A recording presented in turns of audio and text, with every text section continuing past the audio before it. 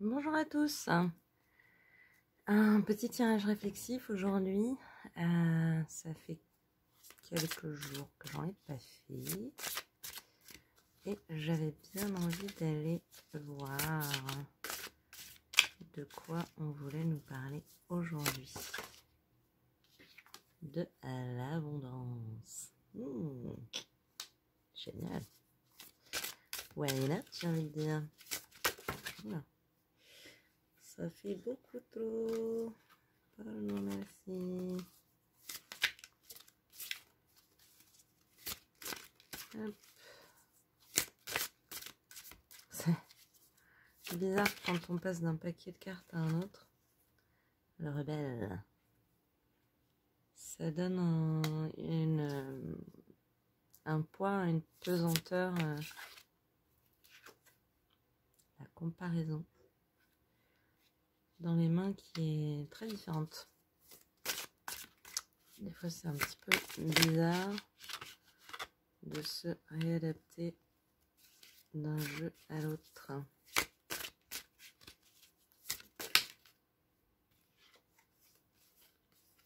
L'épanouissement.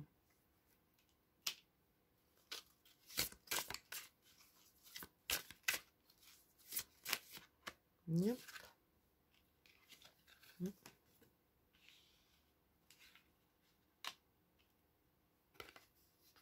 Et le guide. Que nous disent les guides?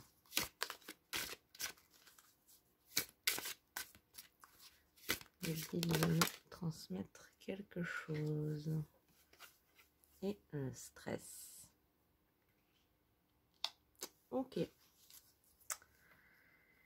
Donc, ce qu'ont l'air de vouloir me dire les cartes aujourd'hui, effectivement, elles ont... J'ai placé les cartes différemment que d'habitude, dis donc. J'ai repris un rythme normal, en fait. Parce que sur les tirages mensuels, là, du mois de mai, le tirage s'était fait un peu de manière intuitive avec les lions, puisque c'est le premier signe que j'ai fait. J'avais gardé le format de tirage. Et puis avec les tirages d'amour, ça s'est replacé un petit peu, on va dire, de manière plus classique. Donc, on va repartir de manière un peu plus classique. Donc, effectivement, aujourd'hui, les cartes ont envie de nous parler de l'abondance. Qu'est-ce qui nous permet de vivre dans notre abondance pleinement? Ce qu'ont l'air de nous dire les cartes, c'est que pour pouvoir vivre pleinement de notre abondance, il faut parfois briser certaines chaînes, se rebeller un petit peu contre des choses qui nous maintiennent figés, hein, un peu trop figés, et effectivement de rentrer dans un mouvement de libération. De libération de quoi? Principalement, aujourd'hui, les cartes veulent nous parler de se libérer de la comparaison. C'est-à-dire que, effectivement, bien souvent, l'herbe nous paraît être plus verte ailleurs, alors que techniquement, il ne sert à rien de se comparer, hein, parce que c'est une question de perspective, hein. On peut se positionner comme envieux par rapport à un jardin de magnolia, par exemple, sans se rendre compte que nous, on vit déjà dans l'Éden. Donc, sur l'exemple, hein. Mais c'est la comparaison de l'arbre et du roseau, hein. C'est juste ces deux valeurs, deux choses qui ne peuvent pas se comparer puisqu'elles ne sont pas la même chose. Et il faut bien se rappeler que deux êtres humains sont toujours radicalement différents. On peut avoir des facettes de l'un, de l'autre sur lesquelles on se reconnaît, qui sont égaux. Mais même ces facettes, c'est une question de positionnement et de mise en perspective spécifique et particulière. Donc voilà, les cartes vous conseillent pour récupérer votre abondance, de vous libérer de ce poids de la comparaison. Parce que c'est cette manie que l'on peut avoir parfois de se comparer sans cesse aux autres, ou alors hein, ça peut être de se comparer sans cesse à une personne. Hein, souvent on met notre dévolu sur une personne que l'on considère chanceuse, incroyablement plus chanceuse que nous.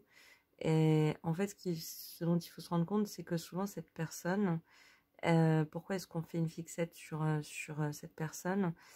C'est parce que elle reflète quelque chose que l'on possède, mais que l'on n'a pas encore mis en avant, que l'on n'a pas encore épanoui, qui est encore un petit peu en gestation à l'intérieur de nous. Et quelque part, on lui en veut parce que cette personne-là, par son parcours, par son chemin de vie, par sa personnalité, parce que c'est une personne différente, elle a mis facilement ou rapidement en avant cette facette d'elle-même. Ce qui est intéressant de faire quand on se retrouve dans une situation un peu comme ça, c'est de reprendre cette personne-là et justement d'essayer d'aller voir les facettes sur lesquelles cette personne, on considère que cette personne est moins chanceuse que nous. Je sais pas, par exemple, ok, elle a un boulot super qui lui apporte de l'argent et qui lui permet de s'acheter une voiture. Ok, mais peut-être que cette personne, quand elle était jeune, elle a perdu un frère, une sœur, et que nous, on a tous ses frères et sœurs. Oui, je veux dire, c'est ça le problème de la comparaison, c'est que c'est toujours partiel, c'est toujours parcellaire. On va se concentrer sur une petite parcelle de quelque chose et on va dire là-dessus, il a de la chance, il a de la chance, il a de la chance. Oui, mais c'est pas parce que cette personne a développé quelque chose plus rapidement que nous que on ne va pas le faire quand nous on sera prêt ou qu'on en aura envie. Et de deux, c'est pas parce qu'elle a développé plus rapidement cette chose que sur d'autres plans de sa vie, elle n'est pas beaucoup plus malheureuse. Vous voyez? Donc, au lieu de regarder le chêne en se disant waouh, il est grand, il est beau, il est solide, il est. Eh ben, ok, je suis un roseau, mais ça veut dire quoi? Ça veut dire que moi, je suis plus souple, hein. Je peux me plier au gré du vent, je peux m'adapter plus facilement. Voilà, on a d'autres qualités que nous, on a développé plus vite que l'autre. Ok, il y a toujours on a tendance à considérer ça en termes de plus et de moins, mais c'est simplement à un instant T, dans un moment, dans un cadre, d'une circonstance, et en fait, se libérer de ce miroir qui est déformé, hein. C'est un miroir, je disais, qui est parcellaire, c'est-à-dire qui se concentre, qui fait un focus sur une chose. Donc c'est un miroir qui est pas fidèle. Donc, se libérer de ce faux miroir, hein, de se détacher de ça, ça va faire de nous quelqu'un de plus fort, de plus... Ça fait de nous un vainqueur parce qu'on a dépassé cette tendance à l'auto-apitoiement. Et quand on ne s'auto-apitoie plus, eh ben, cet espace qui était occupé par l'auto-apitoiement, il se libère et ça peut nous permettre de le remplir avec quelque chose qui est de l'ordre de notre richesse. Et là, le rebelle, il a sa flamme et il va aller vaillamment montrer sa flamme au monde, quoi. Ok, vous avez certainement plus de choses riches à agir, à rentrer dans l'action, à acter une forme de libération que de rester dans le psychologique à faire des miroirs qui sont pas fidèles, qui sont pas fiables, qui sont pas réels. Et je sais pas à qui je parle là, mais vraiment il y a un guide, hein, votre guide là, il veut vous rappeler que c'est pas juste pour le fait de bon bah je me compare plus donc je suis quelqu'un de bien, tant mieux, hein, oui pourquoi pas, mais c'est surtout que d'arrêter de vous comparer et de vous en libérer, ça va faire renaître votre propre abondance, parce que quand on se compare, on coupe, on bloque le flux des énergies qui veulent nous pénétrer, des nouvelles énergies, justement celles qui vont faire bouger peut-être la chose qui est déjà en vous et que vous enviez à quelqu'un d'autre. Voyez, pensez plutôt à vous faire bouger vous, à vous nourrir, à vous faire grandir, plutôt que de vous positionner par rapport à quelqu'un d'autre. Donc les cartes vous conseillent vraiment d'aller chercher votre épanouissement personnel qui ne concerne personne d'autre que vous-même. C'est votre épanouissement personnel qui va vous permettre de laisser jaillir la source d'abondance qui est en vous. Ça n'a rien à voir avec les autres. Les autres font ce qu'ils veulent. Ok ? Il y a des plus chanceux, des moins chanceux, des plus riches, des moins riches. Il y a de tout. Ok ? Concentrez-vous sur vous. Libérez votre chaîne de l'apitoiement, de l'auto-apitoiement. Lâchez ça et concentrez-vous sur vos propres sources d'abondance. Vous éviterez comme ça beaucoup de stress.